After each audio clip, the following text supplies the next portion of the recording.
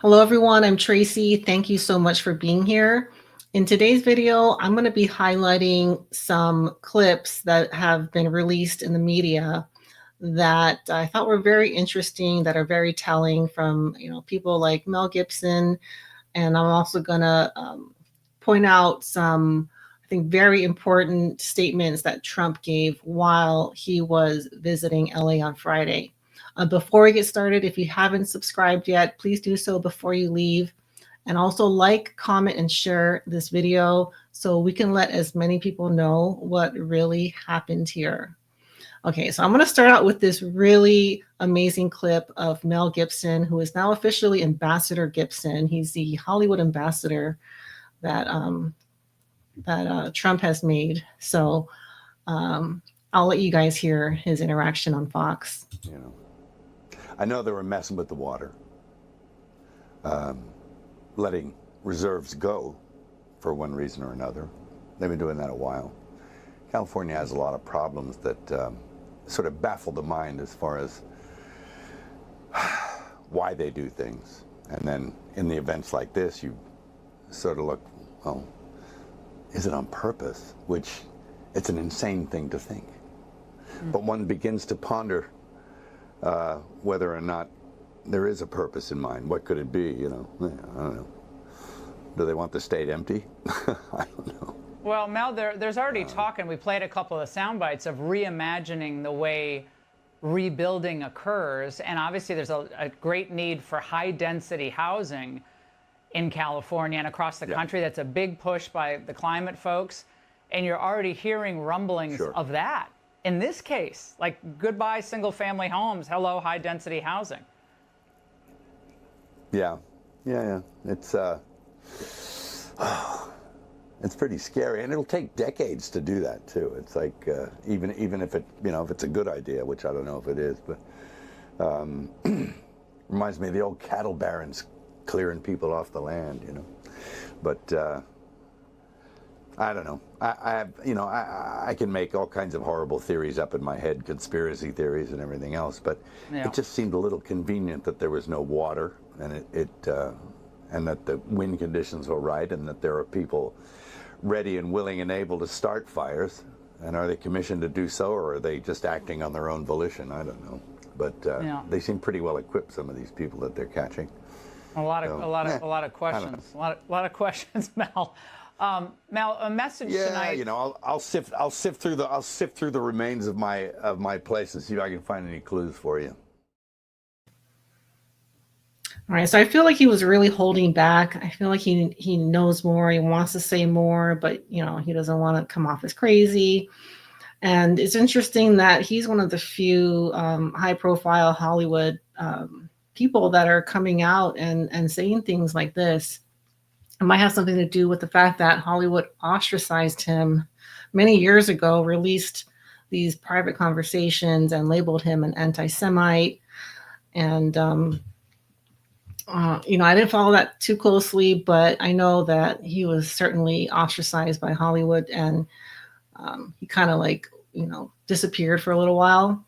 But she is not wrong in that there are plans to make LA more of like a high density housing area versus single family homes.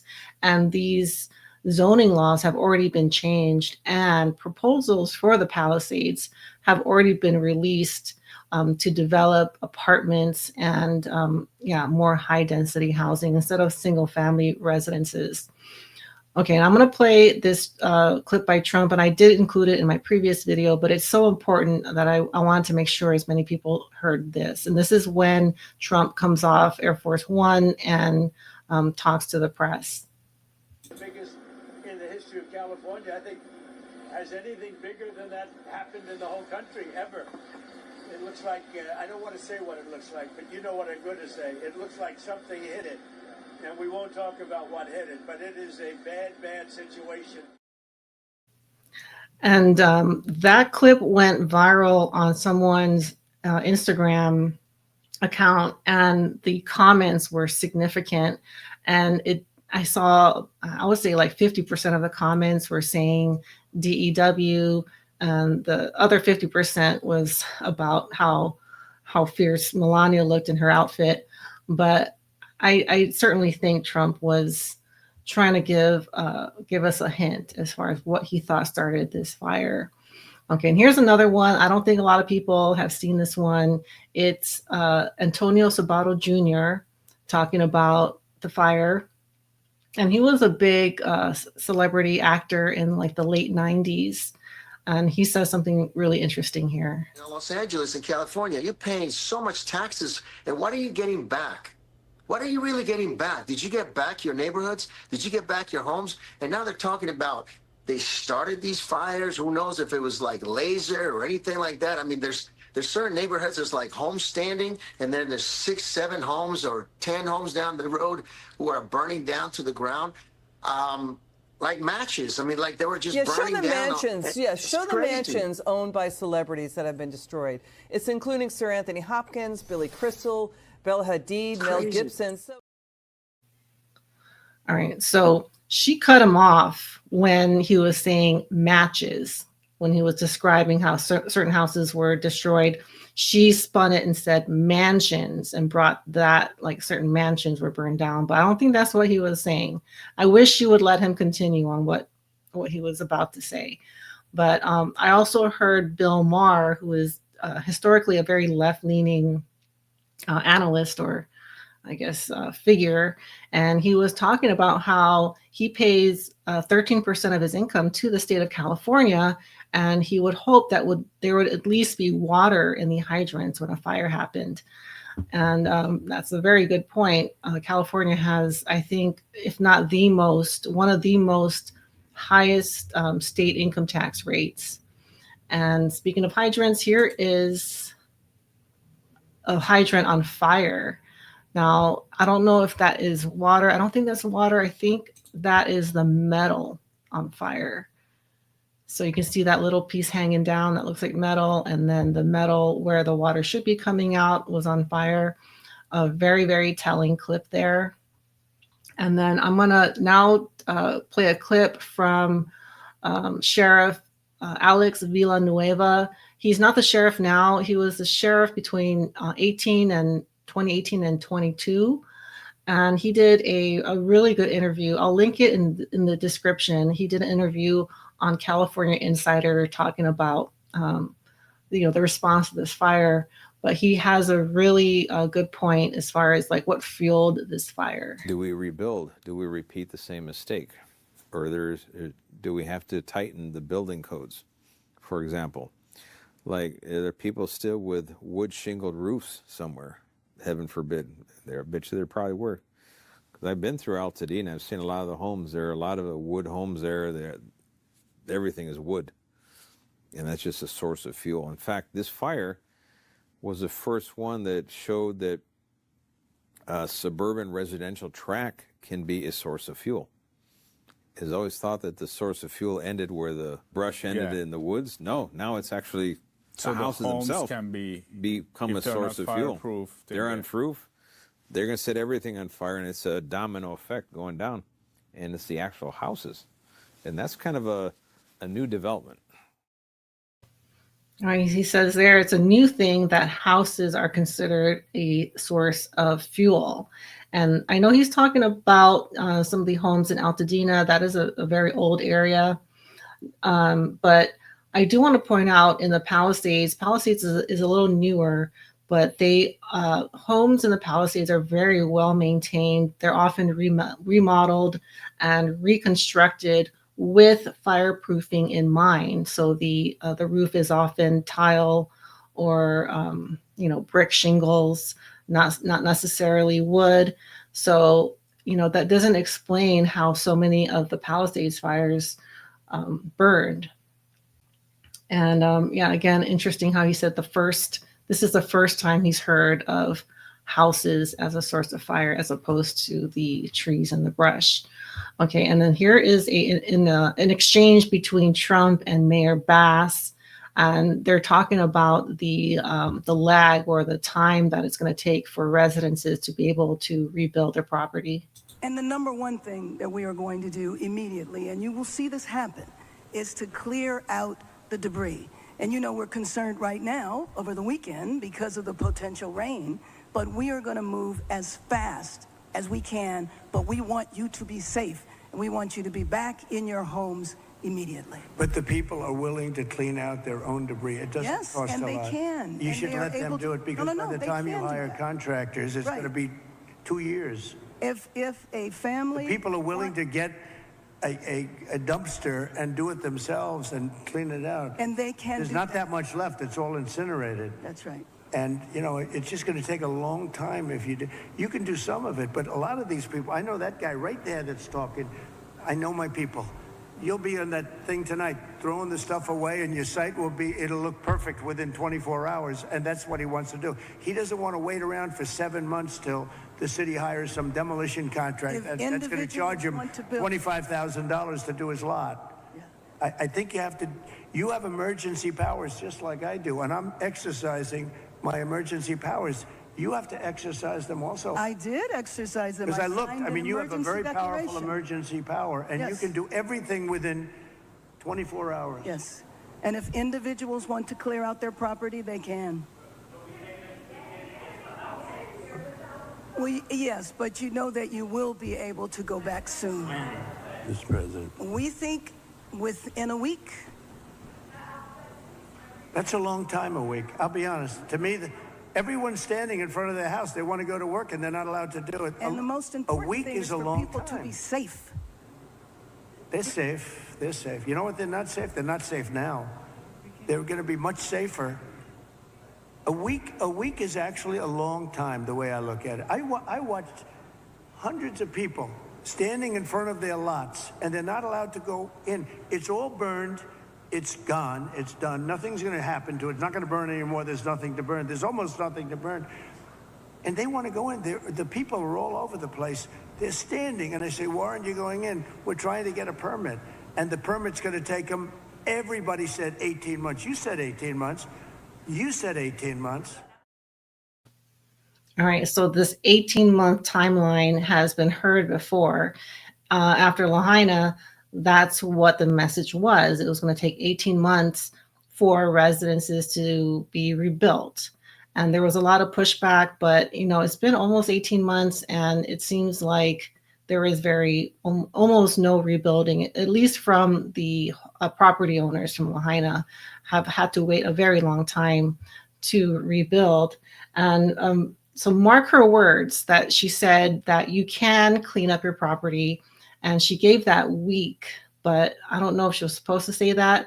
And if you notice that one of those men next to her pulled her mic away, which you would think it's kind of a brave thing to do, take the mayor's mic away. I don't know who that was, but maybe she wasn't supposed to say that week timeline. Okay, and then I'm going to play a couple of clips of Trump kind of pointing out these unusual things that he noticed in the damage. In a helicopter, we flew to a few of the areas, and it is devastation. It's incredible. It's really an incineration. Even some of the chimneys came down, okay? When you have the chimneys come down, you know that's pretty hot stuff, and a lot of them were down. That was a bad sign, too. Yeah, so a chimney is built to withstand a regular fire, but a lot of chimneys did come down. Some were still standing, but a lot did come down. And then he's going to also do a little comparison to Paradise. You know, interestingly, because I was at Paradise, who is the general, right? Long time ago, I was at Paradise. What a beautiful paradise it was. I went there. I never saw anything like it. But you know what amazed me? I'll never forget it.